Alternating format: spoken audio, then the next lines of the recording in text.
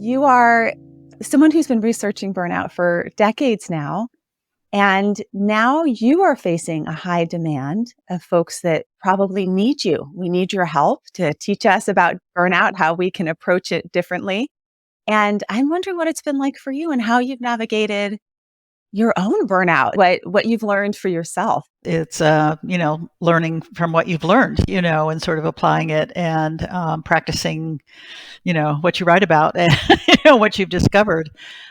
Obviously now it's more busy. And so I've had to juggle a lot more. But on the other hand, I've, got good people that I work with and family, and it's been a different kind of experience, but has given me a vantage point to really talk to a lot of different folks who are in very different kinds of situations and get a better understanding of what's going on. And but I think one of the things that some people are saying is they're somehow linking burnout and the pandemic together in a way that's not appropriate, as though it didn't exist and along comes the pandemic. And once we're past the pandemic, burnout will go away. Well, no, it's been here for a long time. The burnout has.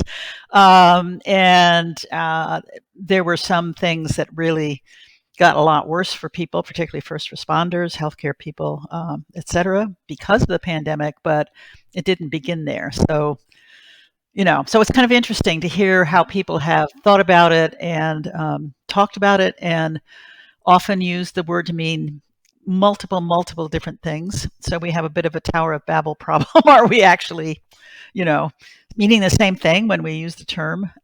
So there's a lot of challenges. But on the other hand, I think there were things about the pandemic that brought attention to some issues that people haven't dealt with before. So Right. I think about the many folks that in the very early stages when things started to shut down felt this degree of relief. Oh, yeah. Good. I don't have to go. I don't X, have Y, to and go. Z. And that may be an indicator of some burnout, right? I remember being in graduate Yeah. school, which was a burnout time in my life, and having sort of fantasies of getting some like mono or some kind of illness where I wouldn't have to go to work. I And like that know. sounded like a relief in some way to Yeah. not have to go. And these are all signs that maybe there's something about the environment or the About workplace what you're doing. is Yeah. There toxic. was Yeah. there was a quote I actually used in the book from an article that had come out a number of years ago, and somebody was saying he had to deal with clients and sometimes very difficult ones, and had a boss who was just like, boss from hell, and kind of pushing him and giving him the hardest things, and he said to his wife, and this is what I was quoting,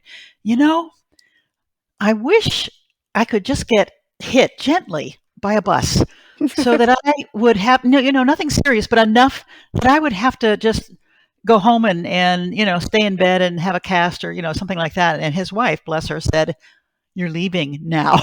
Yeah. Just get out of there. If the thing is, yeah, please hurt me so that I don't have to work there." It's like, okay, no, there's another solution. Yeah. That's one definition of burnout is if you feel like you'd rather be hit by a bus than go to work and you might Work. be burned out. But you have some research-based ones Yeah, that are actually that's true. That's true. accepted by the World Health Organization now as the, Yeah. sort of workplace phenomena of burnout. And it has these three characteristics. This is what your Okay. inventory measures, and you've been Yeah. measuring this for decades and have a lot of Right. data on it. So Yeah. what are how do we actually define with science Yeah. burnout? Okay. Well, so burnout, sort of put it in a general context, is a response, a stress response to chronic job stressors, as the World Health said, that have not been successfully managed. So chronic is a key word here. This means that the stressors are there high frequency all the time, most of the time. And we know from a lot of work on stress and coping and health that we don't recover well from chronic stressors. They're much harder to, relax, recover, get your sleep, all that kind of thing when it's chronic, as opposed to acute, occasional, whatever. And World Health put it in a nice way, I thought, that have not, stressors, job stressors that have not been, successfully managed. There's an optimistic note in there. They could be successfully managed. We don't have to just sort of endure them. And I think that's an important key.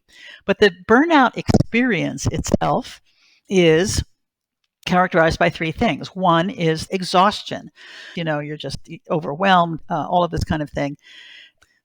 If it were only the stress response, if it was only that, only exhaustion, then why would we call it a different name than exhaustion? So there's two other parts of the burnout experience, which I think kind of make it clear in terms of what exactly it's talking about with the stress response.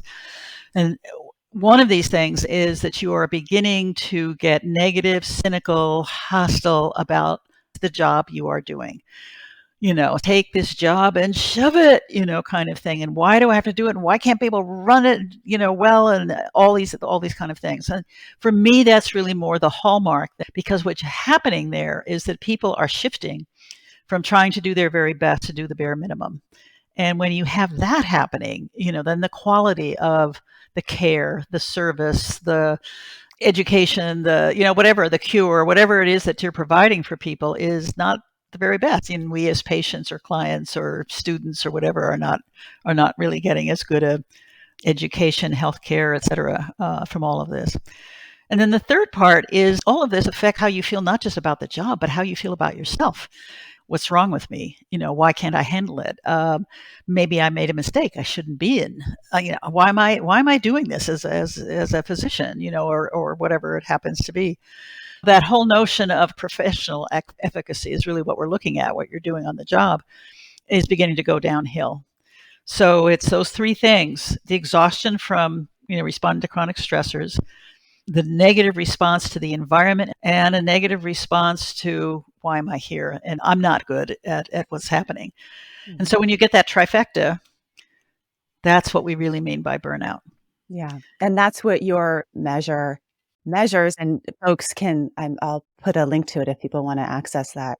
I love metaphors. And one of the metaphors I often will talk with people about is sort of you're caught in a pickle from baseball. You're in between the bases.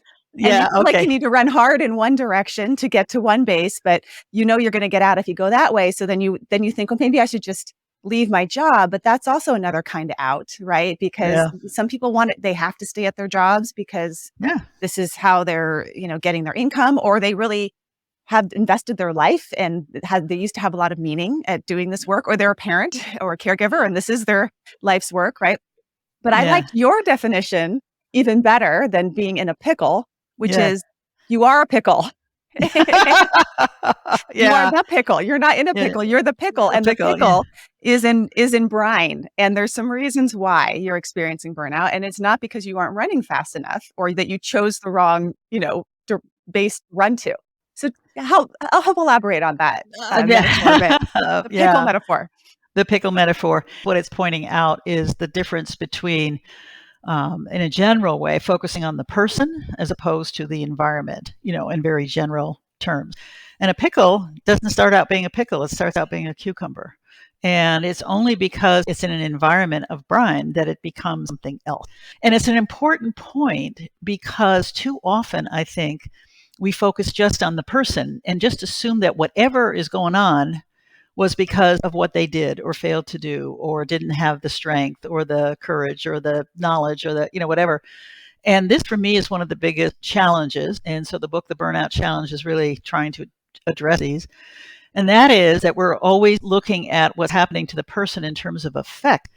And we're really not doing a good job of focusing on the sources, the causes. And it's not that, coping strategies aren't helpful or, useful, but it's only part of the picture, and it's not the complete answer. It's only a part of it.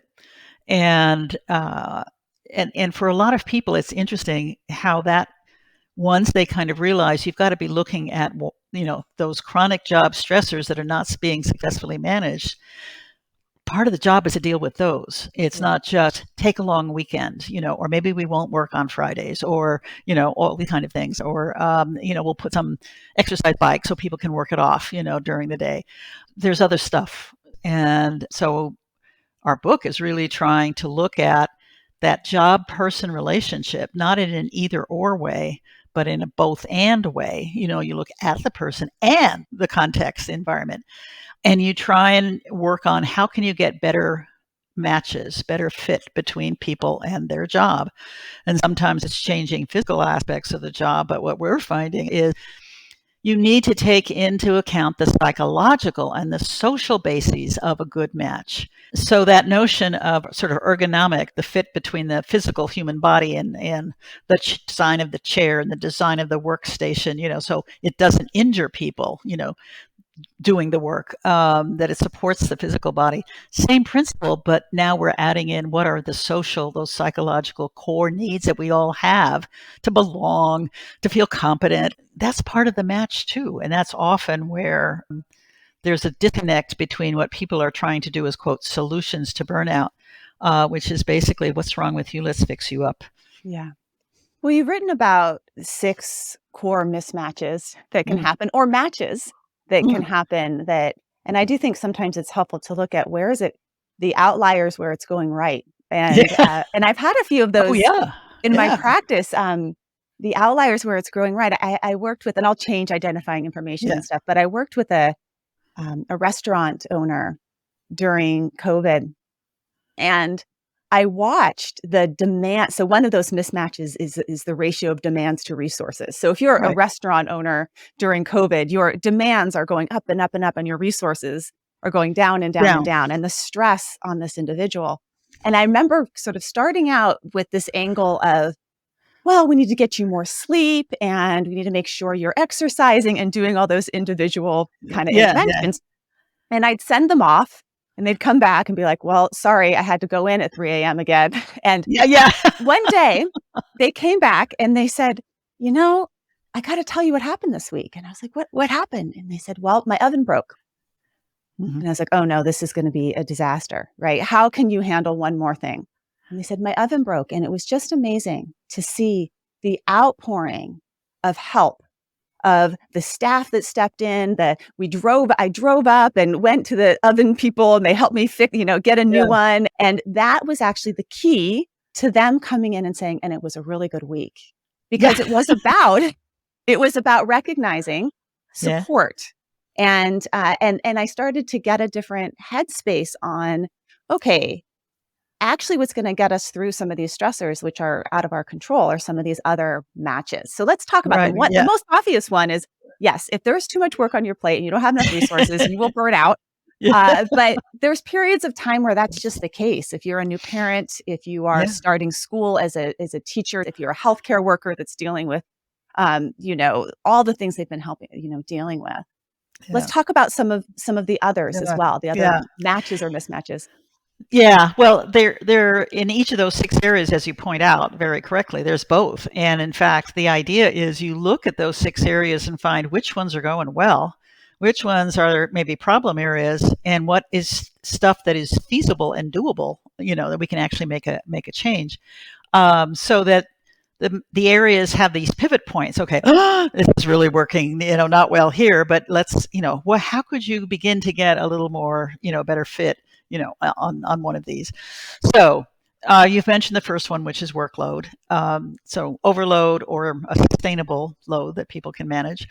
The second one that's often very important in conjunction with workload is control.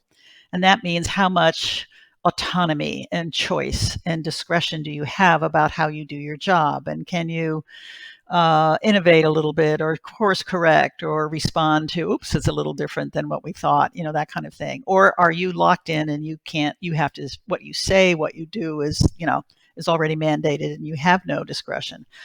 And so when people are talking about workload, they're often talking about uncontrollable workload, and control turns out to be the big mismatch area, not necessarily how many tasks you have and getting done.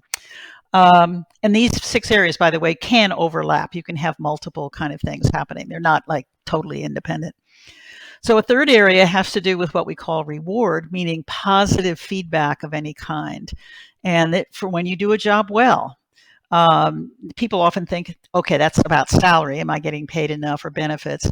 Turns out in the research, we're finding a lot of importance, sometimes more than those two things, of social recognition, that people say, thank you. Oh my gosh, so glad you managed to handle that. We just about lost that client, and, da da da da, or, pat on the back, or, kind of things that sort of say, I'm so glad you were there and you were able to do this. And that kind of recognition, that you've worked hard, you've done well, and people notice, and it's made a difference. I'm going to pause you on those two before you mention the last three, because those two feel really important. And sometimes when we're working with leadership teams, we have to be careful with those two. So the first one being, well, I want to talk about the social recognition one. Hmm. What is it to the individual that you're working with that would feel like recognition for them? Yeah. Because sometimes what leaders do is they put up these things like customer of the week, or Right. I'm going to put Right. a big acknowledgement on Slack of look at what so-and-so is So did. doing, Yeah. and Yeah. not thinking about the whole team, how Yeah. this may impact others on the team, and also not thinking about the individual that they're working with. What would actually be recognition for them? Like, what would feel good to them? What do they need? Sort of those Yeah. love languages kind of thing of Yeah. Yeah. relationship, right?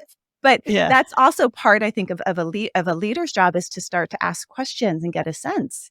Yeah. Am I just handing out Starbucks cards to people that don't drink coffee, Yeah. or am I Yeah. actually getting people what they need in terms of recognition? And the Yeah. same thing with autonomy too, because I think that a lot of times leaders will go in and think that they have a flexible work, environment because they're allowing for this or allowing for that, and they're not really actually asking their employees what does flexibility mean to them. I once worked with a Mhm. organization, and Yeah. I was talking with the CEO, and he was talking about he had brought an employee in, and we were talking about flexibility in the workplace, and she had said, "Gosh, you know what? The most beneficial thing you ever did was letting me set my work schedule so that from 3 to 6, no one can contact me. No one has access to me. And they know I'm 100% off because I'm a single mom. And from 3 to 6, I'm 100% on being a mom. And that Yeah. gives me exactly what I need to be able to be really effective from like 5 to 7 a.m. when my kid is sleeping, and, Yeah. Yeah. 9 to 11 at night when my kid is sleeping. So these are some of the things that we need to start to have conversations about, is also for the individual. Hmm. What is recognition, and what does flexibility or autonomy mean to them? Right.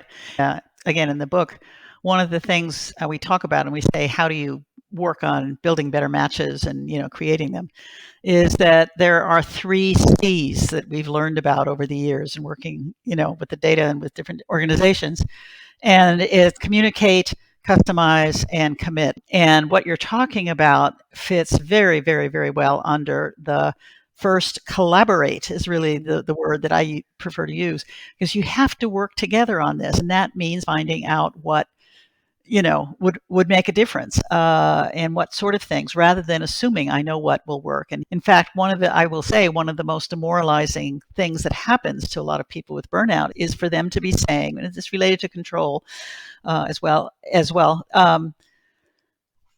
I'm an engineer. I've been trained to do this kind of work, and I'm doing this work, and I never ever get asked, what are the problems that we could fix to make it smoother, or could we do something a little different, or how is it going, or it's just, you just get this top down, it's going to be this, no, we're going to change the whole thing, and you're going to now be over here, and and it's like, it's demoralizing not to be recognized, not to be treated as though you have, in fact, experience, expertise, et cetera, that you're bringing, that you may have some thoughts. Doesn't mean they're all correct, or the best ideas, but let me be a part of this. This is important for all kinds of things, for the sense of, I belong to this larger group that is doing these kind of things, that I have the competence, rather than being treated like someone who doesn't know what they're doing. So of course I know what I'm doing, but, kind of thing, but I can't talk about it.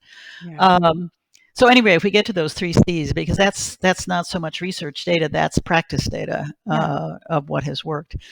So for the recognition, but I do agree with you that finding out more about what would work, and realizing that you don't have to customize literally to every individual, that a lot of these core needs everybody shares, but there will be things like people who have families and people who don't. And this is why cafeteria style benefits is the way to go, because it's not like, well, why are you getting this because you have a kid, kind of thing. Mhm. Well, okay, here's a bunch of things. You all get to have two or whatever it is. And these people want this and these people over there, want to get that. And so you can do that in a sense of saying, here are some, what would be good options for people in terms of flexibility. Coming in late, staying late, working from home, having specific hours off, because when school gets out at a different time than businesses, how did we design that? Instead of being smarter about it. All of those kind of things, I think, you're on the right track there. Yeah. Which leads to Yeah. one of the six, Yeah. which is fairness. And I love the line. I think I read it in a kindergarten teacher's room on one of those posters they put up, which is Oh, yeah. fairness is you getting what you need, not necessarily getting the same, right? Yeah. And Yeah. so fairness and how that relates to inequity in the workplace and discrimination in the workplace, and those are things that I think people are more aware of. It's one Yeah. of those outgrowths of the last few years where there's a more awareness of how fairness and discrimination impacts stress levels and impacts work Yeah. performance and burnout. Yeah. That's a big mismatch Crazy. as well that can play a big role in It burnout. can be a big mismatch, and it's one that I don't think has been recognized as much. I mean, I've worked with organizations where we did an assessment and people are saying, oh, people are going to complain about the workload and they're going to complain about the reward, they don't get paid enough. And I come back in with the data and say, it looks like people aren't having big problems in those areas, but fairness is a bit, what? They think we're not fair. It's kind of like a shock to the system. They don't, it's not even a way you think about it. How could that be? Kind of thing. And yet, when there's a lot of unfairness, inequity. I mean, this is right. This is where glass ceilings exist. This is where discrimination exists, of people not being treated fairly in terms of opportunities or all kinds of things. Um, that negative cynicism about the job, that is for me the hallmark of burnout. This is where it begins to really skyrocket around these issues. What is this place like? How dare they do things which don't show basic respect to everybody? It doesn't mean everybody has to be treated the very same, but there has to be a fair process. There has to be a fair, judgment about whatever. I worked with one organization. In fact, I quote them as a little example in the book, that turned out to have a big fairness issue. And there were different things within the organization. It was, almost 1,000 people, different departments. But everybody pretty much agreed that one of the unfair things was a distinguished service award, where Mm-hmm. somebody got some extra money for doing something above and beyond, something special. And it's like, what's wrong with that? I mean, people do, da da da da. I said, maybe we need to put more money in it, make it a little bit of a bigger award. And I said, people weren't complaining about the reward. They were complaining about it was unfair who got it. It went to the wrong people. It was rigged, in some way. And it was people who didn't deserve it at all were getting this award. And the people who should have gotten it, who'd really done something special, no. What happened? So it, was like, okay, we worked with the organization. They set up a whole thing to try and come up with a better system for giving special recognition to people who had gone above and beyond and done something really, very cool. And eventually they put it in place. And when we went back and visited another year, the fairness issues had just really dropped down a lot. They were clearly working on it. These chronic job stressors, in physician burnout literature, they talk about it as pebbles in your shoe. And it's these chronic everyday thing that's there, that's annoying, that painful, that is just gets in the way, and it's always, you can't get rid of it. So this was something that, an award that was hated, and it's a nice award with money. And you're thinking, why could that be? How bad could that be? It could be very bad if it was just an emblem of how unfair and crooked the whole system was, and you're working there. And it's like people, even if they heard they might be nominated, they didn't want anybody to know, or say no, because I don't want to be viewed as one of those people who don't deserve it. So fairness issues for all kinds of things are um, often an important marker of how we do things, who we are. And it's hard to take pride and be committed and feel good about the work you're doing when you see and are being treated in ways that are so unfair. Mm-hmm. So that's one area. Another area is really about the workplace community. And that means, with community, it means the people whose paths you cross on a regular basis, your colleagues, boss, people you supervise, customers, clients. And is it an environment where there's support and there's trust and there's a willingness to figure out, how can we, if we disagree, come to a decision on something? When it's going badly, people are feeling isolated, feeling afraid. There's a culture of fear. I don't dare speak up. I don't, because if I say I'm stressed, or can we do this differently, or be critical and try and get a different solution, is it going to be viewed as this person is less than 100% and throw them under the bus? And harassment, bullying, incivility, putting people down. People talk about this often using the word toxic, a toxic workplace, like, I think I'm good at the work I do. I wish I could do it. And then, to your point earlier, I wish I didn't have to do it here in this office, in this building. And of course, along comes a pandemic and says you can't come to the building because it's now unsafe to be all close to people and all the rest of that. And it's like, whew, I'm at home. I don't have to commute. I don't have to be directly with these people. Maybe still deal with them on Zoom meetings, but it's a different, kind of environment. It wasn't always good for everybody in that regard, but that was one kind of possibility. And I actually don't think absence of community is the solution either, right? So Oh, no, yes, no, maybe you went home no. and on Zoom, but now you don't have the, maybe as many pebbles in your shoe, but you have something different, which is isolation and Right. Oh, lack yeah. of community, and the incredible support that community can provide when you have the right one to get through hard stuff. And, again, thinking about the places where it's going right. I work a lot. I go into schools quite a bit and work with teachers, and then have my kids in school as well. And my older child is in a school where every person on the staff participates in creating an elective, and the elective can be anything that they're interested in. So after this, I'm going to go work in the kitchen with the kitchen staff, and I'm like the lunch lady on Tuesdays. So so I was chatting with the main chef of the school, and chatting with him about his elective, which is he leads the kids in D&D, which is Dungeons and Dragons, in the afternoons. And so here's the person that's cooking your food, that's also sharing in this game with the kids, and the kids are expressing appreciation to him, and he's engaged with the kids and feels meaning and purpose because he knows who he's cooking for. And it has a sense of, okay, we're in community with each other. We are showing up with our interests and our individual pursuits, and we see each other as humans, not just as like the, person that's giving and receiving my emails, or just cooking my food that I can, dehumanize and not really value or give appreciation to. So that the community one feels so central Oh, yeah. to No, it things is going well. central. And that's why I'm saying that when it goes bad Yeah.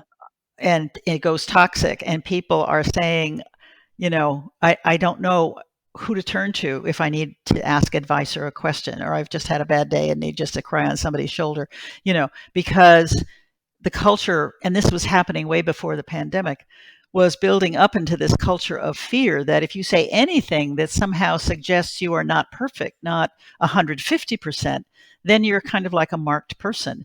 And this goes even to medical students who realize that the letter they get for an internship might be on the line if somebody thinks, oh, you've got a problem. I'm not going to say I've got a problem. I mean, but if I have problems, where do I go and who do I talk to? So the stigma that gets attached to burnout, that we can see it with other kinds of mental health problems as well, leads people not to seek help, not to self-disclose, not to do kinds of things that might actually be helpful.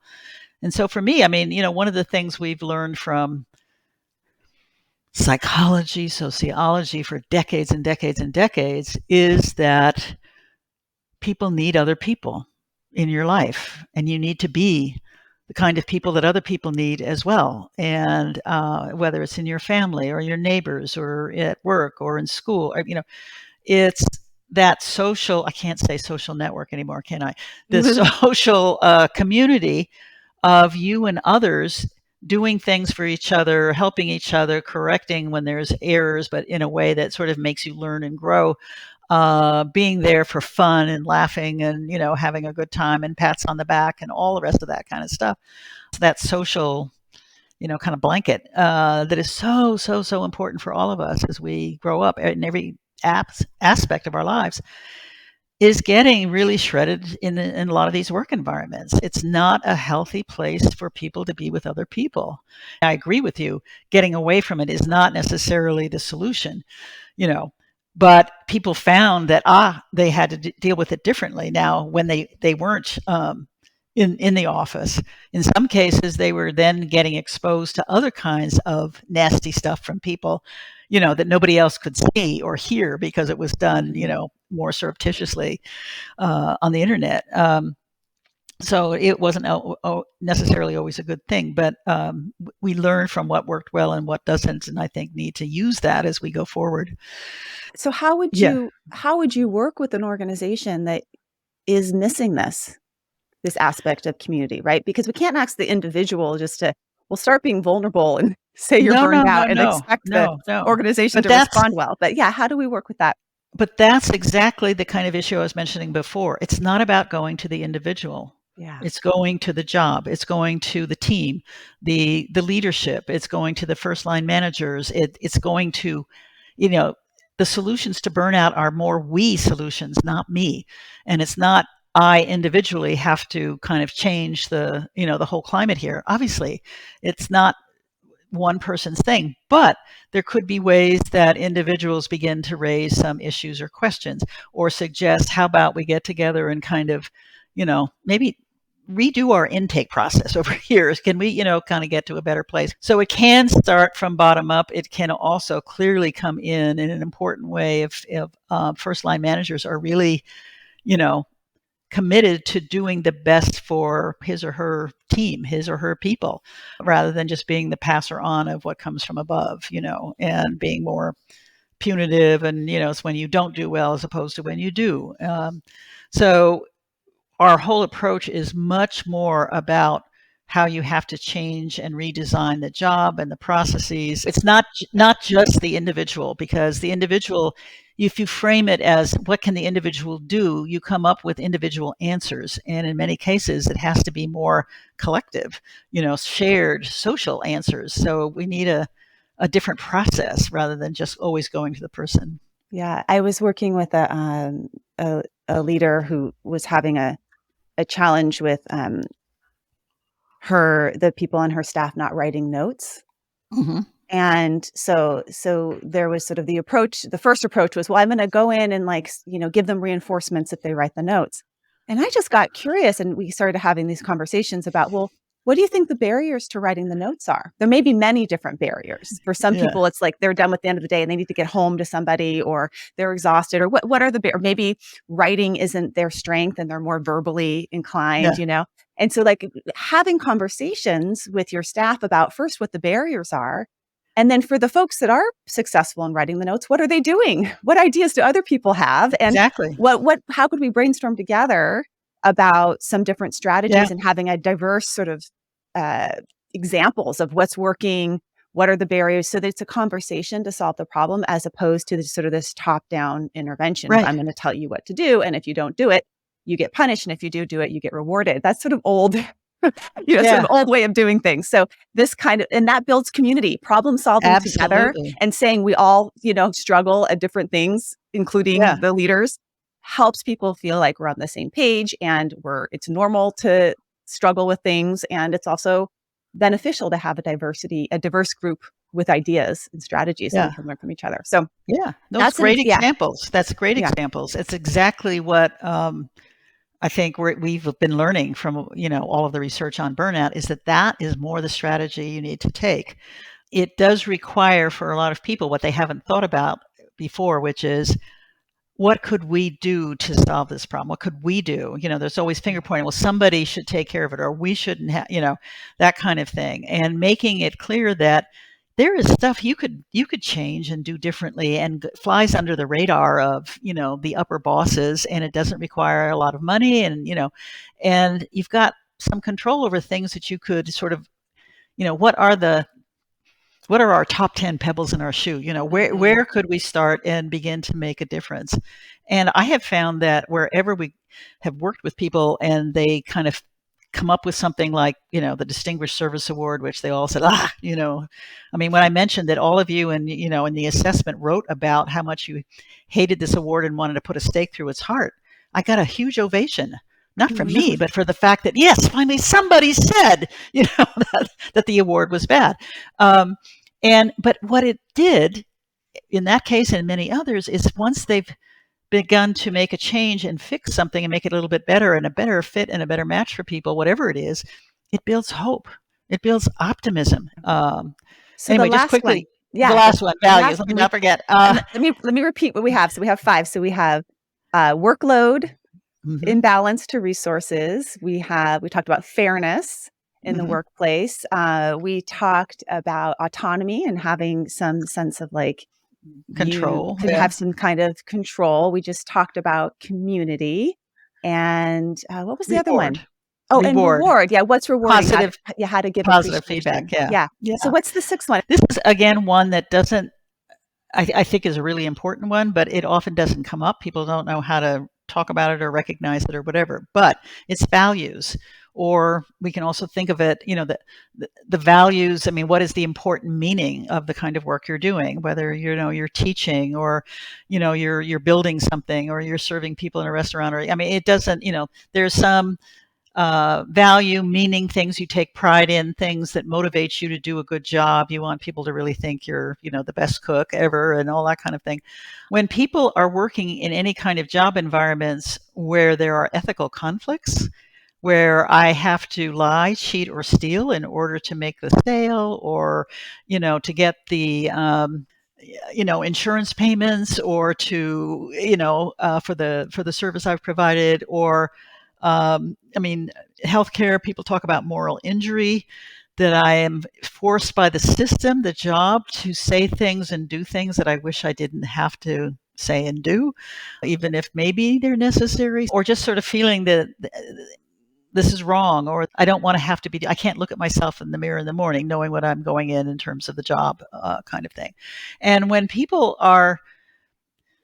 they talk about it often, it's interesting, the phrase that often comes up in the interviews is the erosion of my soul, and at some point, and I don't know that I can keep doing it. And it does lead people to quit and say, I can't, even if they say, oh, no, we'll give you a bigger salary. We'll pay you more. And they're really saying, I can't, I want to, I'll take a pay cut if I can be working, doing something that I feel good about, and again, in the book, we quote some examples. I remember one of a doctor, emergency physician, who had an unbelievable career in the military in Afghanistan, in dealing with the worst circumstances, but that was really what her job was about, and what she could do to help, the soldiers who were wounded and stuff.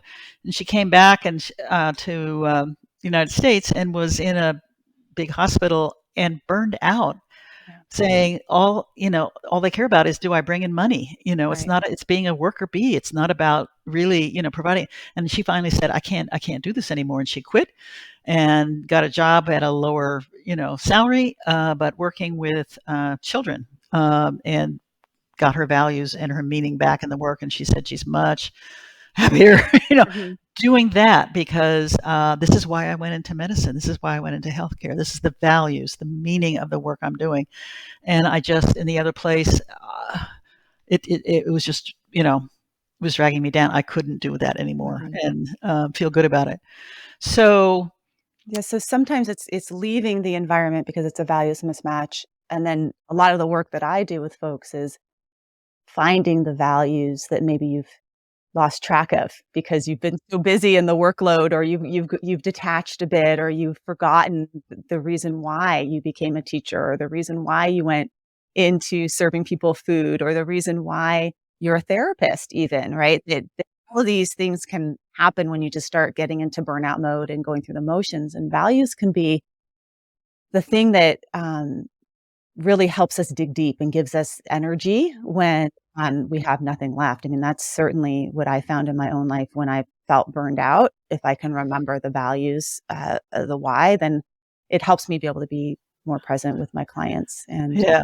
so, But it can also, and it can also, I mean, using it, it can bring you back to why you're here and what you're doing. And sometimes it's, how do I get more of what means a lot to me? yeah, And are there things about where I'm working, who I'm working with, how I work with my colleagues that, whatever, different ways that sort of make that a little bit more, uh, front and center for me. yeah, But it can also mean if I decide I can't keep, so there's something not working here and I need to go elsewhere, what am I looking for somewhere else?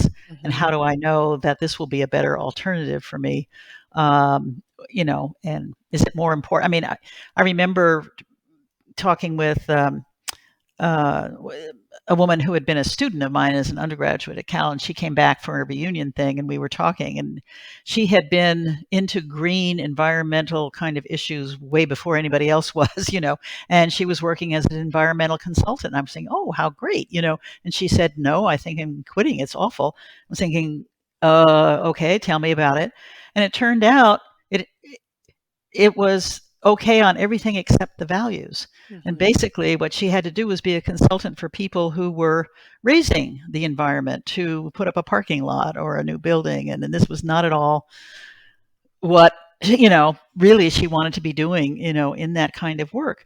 But she had a close friend who was also doing that job, but her friend had young kids, and the company did have wonderful childcare facility, and it was near schools. And so that woman was saying, this is more important that I have this, even though working for these other guys is not my thing. But I, for now, this is better.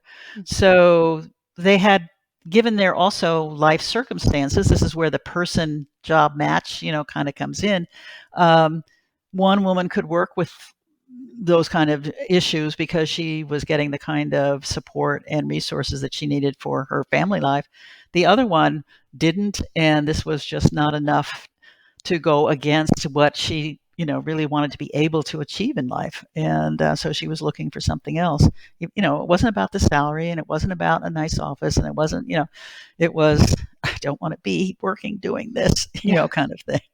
And there uh, may be different points in time where some of these mismatches are more important to us than oh others, yeah, depending on yeah, where we are developmentally in our life and what's going on in our personal world. And yeah. if COVID showed us anything, it's that yes, our personal life impacts our work life and vice versa. These are It not does. separate entities, Yeah. although we were in the belief system before this that they were. So if you are, maybe not getting a lot of appreciation at home and you're not getting a lot of appreciation at work, you're going to get more burned out. But if you have, a ton of appreciation to other areas of your life, it might be, Well, you know, yeah. able to deal with some of these other mismatches. But it's really is individualized in terms of what people need in these And different yeah, areas. and people can be creative in this regard, and sometimes I think it's having the presence of examples or the exhortation about thinking about what else you could do. I mean, for example, um, earlier on in my research, I mentioned the first book I ever wrote was um, ways in which people who had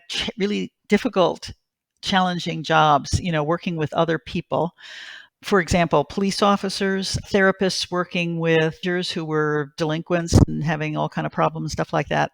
So the guy that I talked to about that I'm thinking of now is was someone who would organize pickup basketball games with kids in his neighborhood or on the local playground because he just wanted to have times where he was with normal, average, just people, kids. Mhm. He realized he didn't want to be turning into this cynical, hostile, screw these people, because they can't live their life or they're doing things that are illegal or something like that. Or medical people who have moonlighted like at summer camps, doing medical services because it's a different kind of relationship, and it's it counters what they had to deal with in a lot, if they're dealing with kids with leukemia, for example, where you're losing a lot to death. And here, this is just average, camp injuries or something like that. Or a police officer who would do extra work as a photographer for people at weddings or bar mitzvahs or something like that, where people were happy to see him and get something that he could do that would add to the celebration or whatever. And so there's ways in which people can try and recognize what they're facing, and how do you get other people to hang out with who can all help each other on this, or you can do other things that kind of counter some of what you're having, and you're thinking about your overall life. There's some stuff I do, and here's how I'm going to cope with the fact that it is a tough kind of thing to do, and here are the other things that make for a better life. This is why I grow a garden. Yeah. I was just Okay. coming into work on Monday, and I had a really long work day with a lot of intense clients, and everyone, every single person you see, they have something that breaks your heart, right? As a therapist.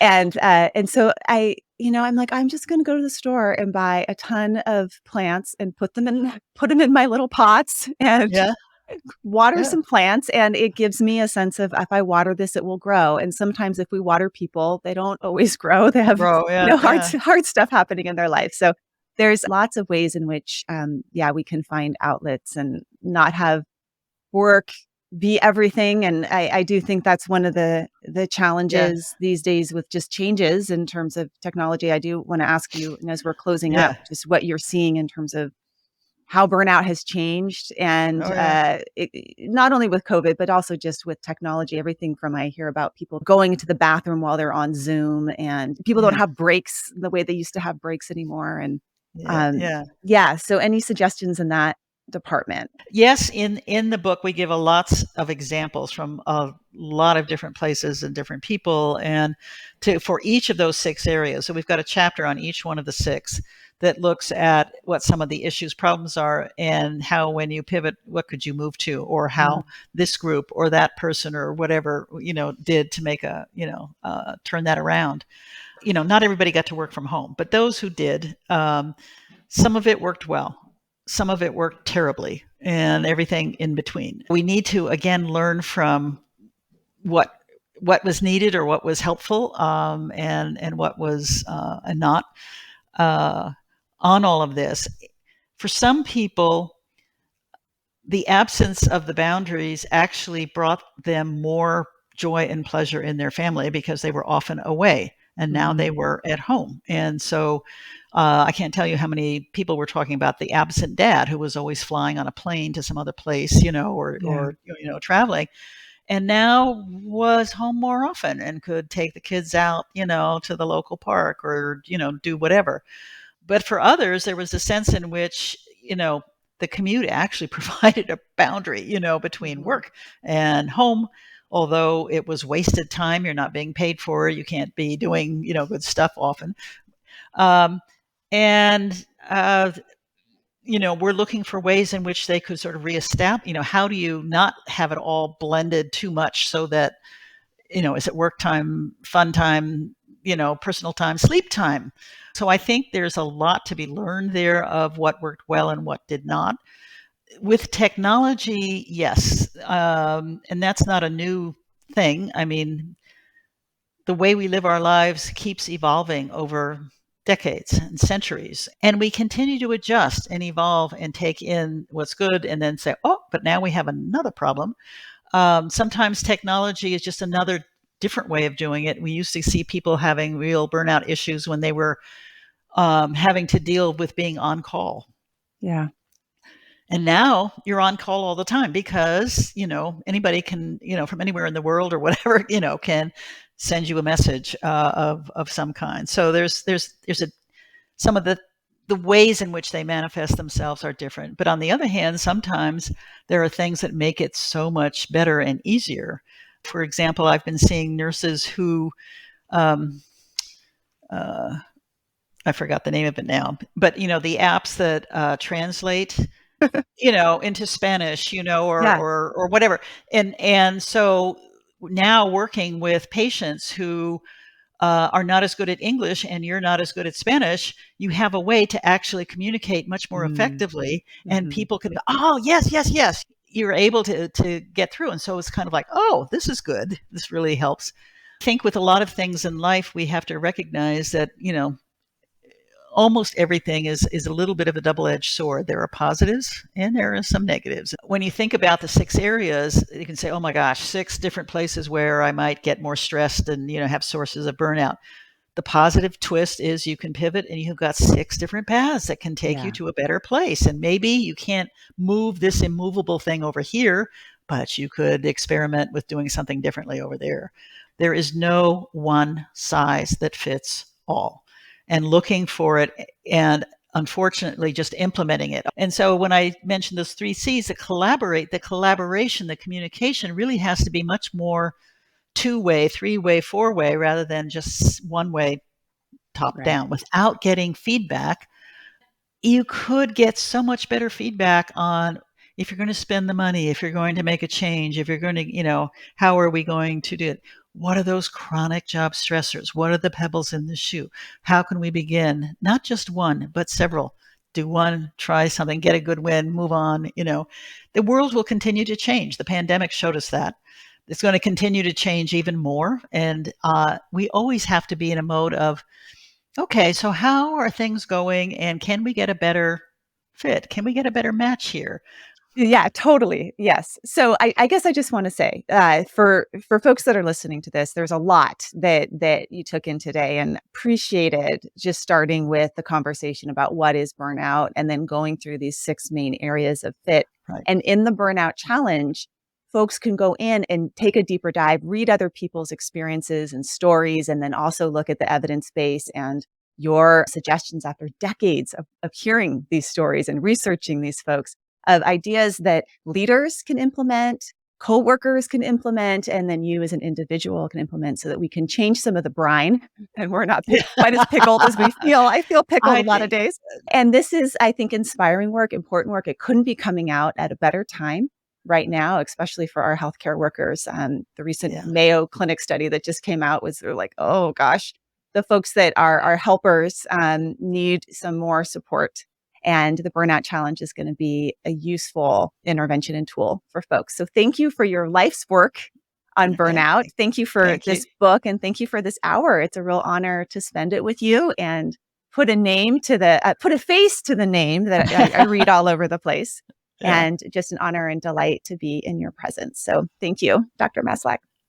Okay. Well, thank you. It was nice having the hour to chat with you. Yes.